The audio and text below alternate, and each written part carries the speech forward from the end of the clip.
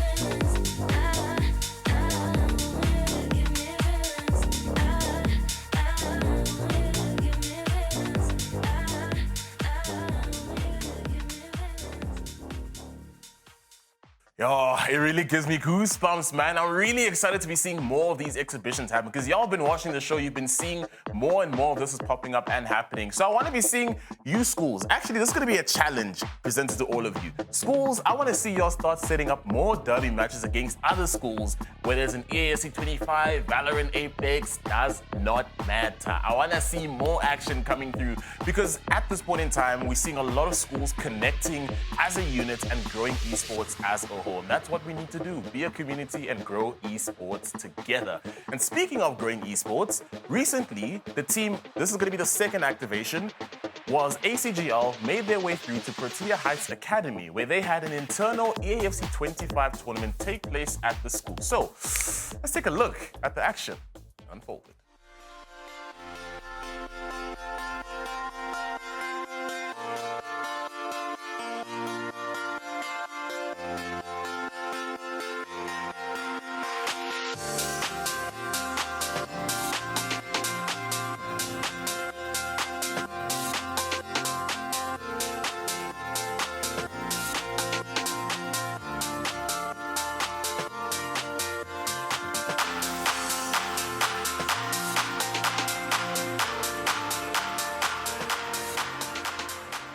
All right, and now it's time for the classroom session, and this time it's coming from my guest that will be appearing on the show later on.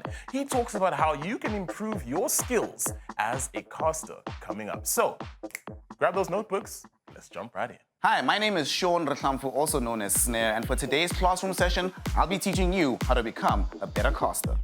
A lot of people think that casting is all about the hype moments, the superstar action happening on the field, when these highlight reel packages are made. But the most important thing, it's not about speaking very quickly. It's not about having the most dramatic volume in your voice. It's not about stringing together the most sublime sentence. It's about building a story. The number one thing you are doing is telling a story, having the viewers give a reason for them to care about what's happening on the pitch. It could be the pitch if you're an AFC player. It could be on the map if you're a Dota player. It could be in the field of battle if you are one of the FPS aficionados. But regardless of what your preferred game is, you have to be able to tell a coherent story. And how does any coherent story start? Start, middle, end, little pieces of interest in between. But crucially, it has to be engaging. There has to be conflict, drama. Make it as exciting as possible, even without talking about the actual game. Because the drama, yes, it is about the game, but it's mostly about the players.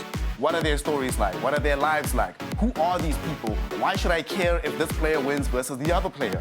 Your job is to make them care.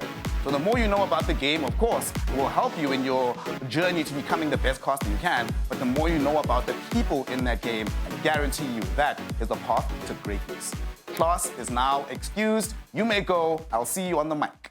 Now it's time for gaming opportunities in your area, and I haven't given y'all anything for a while, but I'm back, and this one is huge. Mythic Royale is back in town, and this is your opportunity. Students who've been wanting to get into mainstream esports, get a taste of what that competitive feel is like, this is where you want to be. Right now, ACGL are going to be hosting the Mythic Royale Fortnite Trio Tournament, the biggest one in South Africa at the moment. 30,000 Rand on the line, 5 qualifiers leading up to a grand final. If you want to sign up, head on over to acgl.gg/mythic and do not miss out on this opportunity. All right, and now it's time for Game Chat with my special guest. He's a returning guest on the show. He's one of Mzansi's smoothest operators on the mic. The first black man at the International Dota 2's biggest event globally, and now he's back. Stick around because our chats coming up next.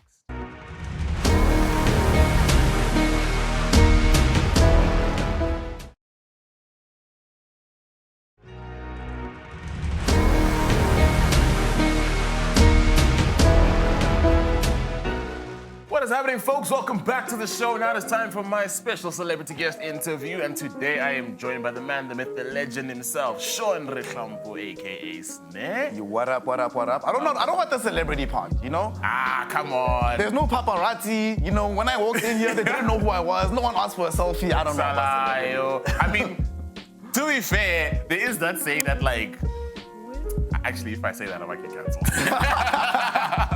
But celebrities this side around, you know, we do be going under the radar. But anyways, but aside from that, how are you doing, man? It's great to see you. It's been a while. You know, season 1 you were here, now it's season 2. Great to have you on the show again. Yeah, I'm good. Glad to be back. It has been almost exactly a year, right? Because the last time, I was actually looking through my photos, and I believe it was 1st of July, 2024, right? So we're just a few weeks shy of exactly a 1-year anniversary. Just there. Ah, I love to see it, man.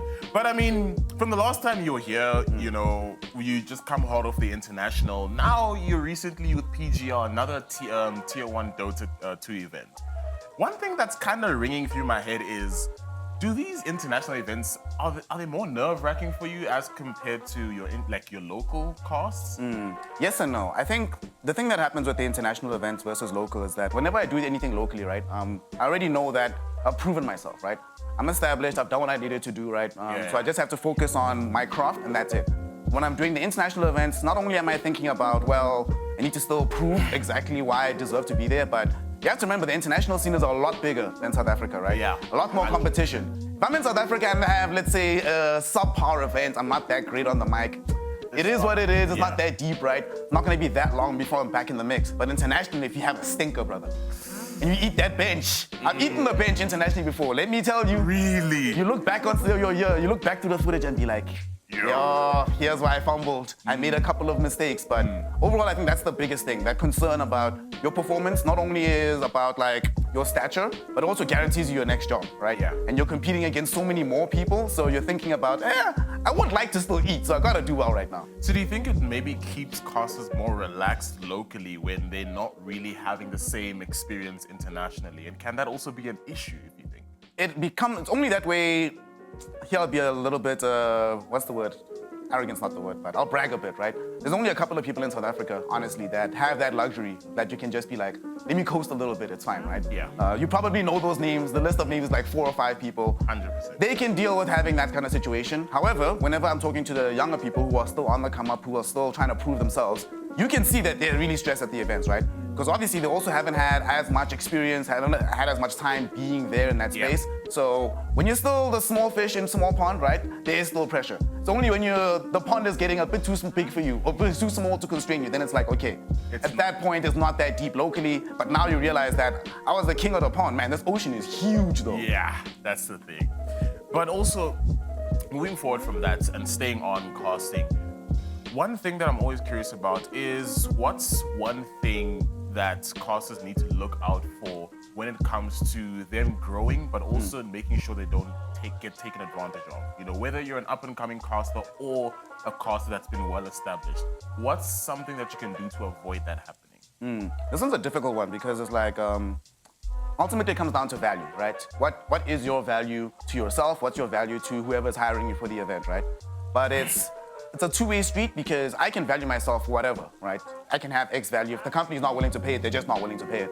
It's always a negotiation. So from the beginning, I do think realistically, you do have to, it's sort of like when you start a business, you're gonna undervalue for a while, you know? Get the customers into the door, let them become Just comfortable. Like get a customer base sorted. Yeah. Then after you've got the customer base sorted, you're like, right, gang, look. And you can actually be honest with people, right? I've told people in my past, I've been like, guys, I know I'm still young, I'm starting up, right? Hell, you might be young and starting up as a company. So I'm willing to downscale a bit, right? Let's work, let's be collaborative, right? Maybe instead of paying me X amount, you pay me Y, which is less, but then you hire me for 2 events. Then the person says, okay, we can do that kind of deal. Then obviously as you move up, you become, more people are trying to get your time and attention, right? So at that point, you can start to be a bit more, you can leverage, right? Because ultimately, it comes down to supply and demand. If nobody wants you in the crew, nobody wants you on the mic, right? Doesn't really matter how much. You can ask for nothing and it won't really matter, right? Yeah. But if everybody's asking for you, then you can say, hey, gang. Okay, cool. Let's work something Last time you paid me half. Today, we're having a different conversation. Let's bump it up a bit. I can give you a great example of this, right? So my first ever Comic-Con event, this would have still been Rage. So this would have been 2016. I do this event, and I knew what people around me were being paid, right? Yeah. And relative to them, I think I was being paid a third of what they were being paid, right? And it pressed me, and I was really upset at the time, right? Yeah. I was the new kid on the block. Fast forward, 9 years later, the same people were all at the same Comic-Con, we're all getting paid the same rate now. And it's like, the time and effort clearly paid off. Now there is parity, and now we can have the same leverage in the negotiation. So it just more so comes down to the value that you bring as well, and just understanding what your value can be to them, and then going off of that. Yeah. What's your value to them? How can you make their event better? How can you make their campaign better? How can you make everything not necessarily about you, but be like, listen, the moment I'm involved in this, it becomes more better. It becomes more prestigious than it would have been otherwise. And obviously, the more you do that, the easier it becomes, the more leverage you have. And I think you also have to think about who you're working with, right? In terms of let's say you ask for more than you know you should ask, right? And the person is honestly willing to pay it, right? You need to ask yourself the question, is this good for me long term? Because now, what if this sets up my baseline establishment, word gets around, okay, that's what this guy costs, because people talk. If that's what this guy costs, now there's opportunities that I might have had that people are like, oh, we're priced out of the market. Even if I was willing to work with them, all of a sudden I priced myself out of that market. So it is a two-way street. What value can I give to you, but what value am I gonna give to myself by working with you as well? Beautiful stuff. So one more thing to close off is, what's one thing that you feel might be detrimental for up-and-coming casters within the space? Especially like if you're a young student or someone very young in the space, what can be your biggest downfall? Ish, boss, now you just asked me to print out my biography and say, I did this, don't. Yo, because even me, there's been times where I've done some stuff and I'm like, yo, you know. Like I was a fumble, boss. I don't know about that one. I said something similar last time, but I think the biggest fumble, the biggest number one fumble, and this honestly goes into the previous thing of value as well, saying no. Early in your career, right? That is the number one thing you cannot afford to do. Is to say no, that's number one. But number two is to go invisible, right?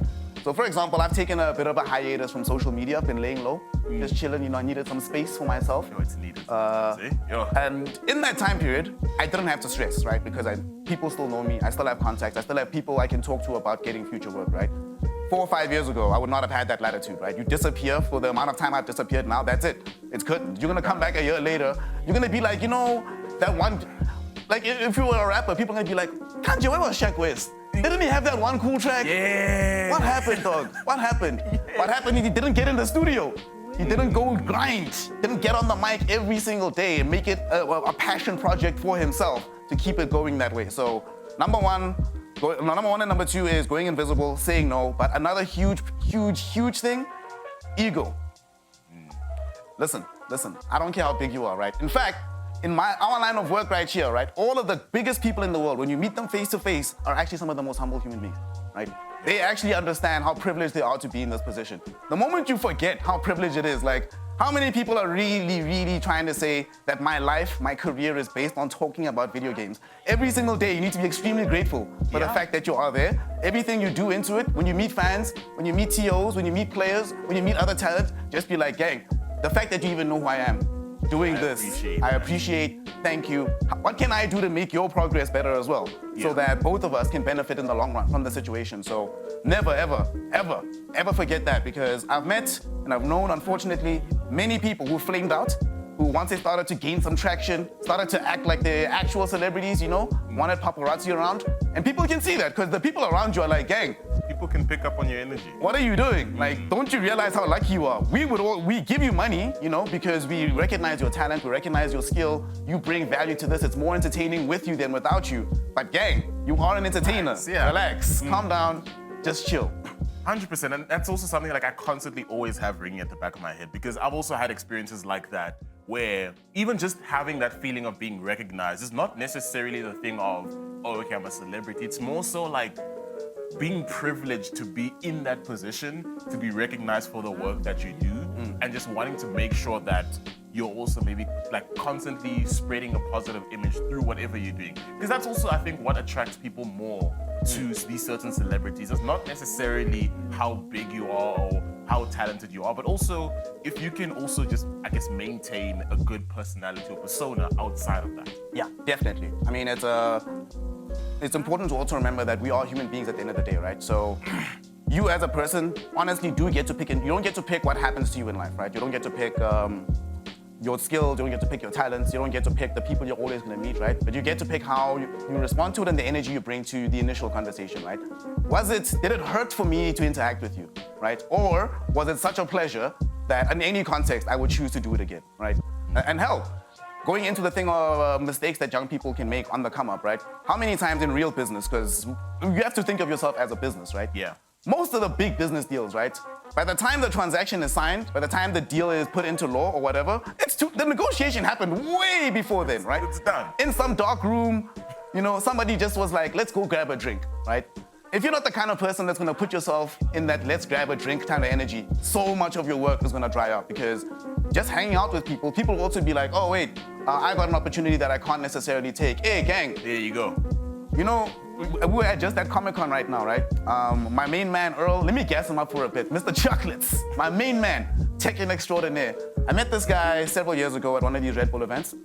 Loved what he was doing, and I told him back then, I was like, nah, dog, you're gonna be the future, right? And then fast forward to, was it last year or the year before? I think it was 2 years ago. So I was supposed to do the Red Bull Kumite event. They hit me up, they're like, yo, come do this. And I was like, hey, gang, listen.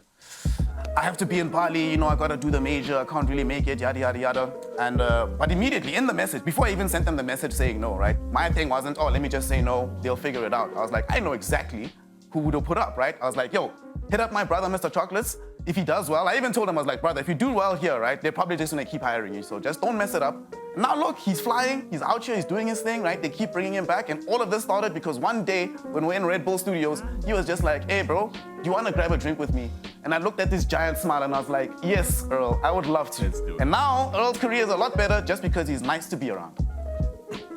You know what? There's no better way to say it, guys. It's literally just being humble and being good to people. But before I let you leave, Snare, remember last time it was just ending off with the interview? This time, I have a bit of a game challenge for you. Okay. So, on the other side of this, we're going to have that game challenge. So please stick around as that's coming up next. What's good, folks? We are in the lounge. Now it's time to play some Bro Holla. But before we jump in, Snare, how you feeling, dog? I'm feeling good. You know, I didn't come prepared for this, man. I wasn't mentally ready. So that means if I lose, wow. You see, this is where the excuses start. It's always the excuses, man. But it's fine. And I don't play platform fighters, you know? Tekken, Street Fighter, Nyana. We'll be fine. We'll be fine. Okay. Without any further ado, let's get into it. So, okay, I have no idea who I'm picking. Do they randomize these? Oh, there's 4. Okay. I think we just go off of vibes here, right? Whatever you think looks cool. Okay, I'm gonna take this dark-looking knight. Yeah, baby. Okay, all right. Oh, and you can like still customize in addition to that. Oh, man. What? Okay. I did not even know that. I've been playing this for like 4 weeks. Okay. You know what? I'm going off of this. All right. Happy. I think I'm happy. Yeah. All right, let's go. Let's get it. Doesn't that look like some discount Violet from League of Legends? I was about to say, it looks like 5. Yeah. All right, let's drop that random. Random. Let's hit that random. All right. What are we playing? Best of 3? Best of 3. So it's 3 lives. So whoever's lives are out wins at the end. All right, check. 3, 2, 1, brawl. Alrighty. Okay. Can you? You see, he says he hasn't played this game. He knows what he's doing. Okay, we're good. You know, one question I got asked, right? And I want to know what your opinion is. Which Need for Speed do you think is better? Most Wanted or Underground 2? Better in what way? Like, just overall. Just overall? Yeah. Okay. Let's to be fair, storyline. Let's talk about storyline. Storyline, okay. Because I think they're better at different things, right? Storyline, Most Wanted clears and it's not even close. 100%. Right? 100%. It's like, wow, they clear it super hard. No. Oh! Okay, fine. You get first strike. It's fine. First blood. Alrighty. Oh, that's an interesting one. Okay, I got guns. So, story, definitely Most Wanted. I got the blicky now, boy. Oh, wait, why do I have a mace now? What happened to my sword? Oh, I think you have different weapons. Oh, there we go. Bro, why are there gun crimes here? What's happening? No, I thought... I'm the upgraded violent, okay? Whoa, Bro, we already left Cape Town, brother. We don't need to shoot each other. No! Okay. There we go. Now it's okay. No ways. Story, Most Wanted, car, customization, Underground by far as well. Easy clear. That I can agree with. And then for the feel of the game, I think Underground feels better as a game overall. Mm-hmm. But then Most Wanted, man, from a technical perspective, the actual races, my goodness. It was just so good. So Underground presentation and customization, Most Wanted, the actual racing and the story. I think that's fair, right? Yeah. You know what? I can respect that. I can 100% respect that. Now, the more interesting question, what's the best car in Most Wanted? Yo. Because now everyone's just going to say like... And it's not the M3. It's not the M3. Definitely I'm going to say, everyone's just going to say the M3. It's not the M3. I want to see if you're a real one. You know, if you're one of the real ones, the cultured individuals. No! The cultured individual. And you were talking about excuses. Where's your excuses, brother? This is my first time playing this game. What's happening, gang? I just woke up. Oh man, but it's been a pleasure, man. GG's, thank you so much for joining me. But before I let you go, please let the camera know where we can find you on socials. On the socials, on Instagram, X, Blue Sky, pretty much everywhere, just type in @SnareCasting and you'll find me there. And I'll be streaming again. I'll always take these hiatuses from streaming, but I'll be back in a couple weeks, so check me out there. Fantastic stuff. But Snare, it's been an absolute pleasure and honor. Thank you so much for joining me on the show, man. My man. Alrighty. But ladies and gentlemen, thank you so much for joining us once again. We'll catch you next week, same time, same place. But until then, this has been Gameplay. I have been Scorer, and we'll see you in the next one. Take care, and GG's gamers.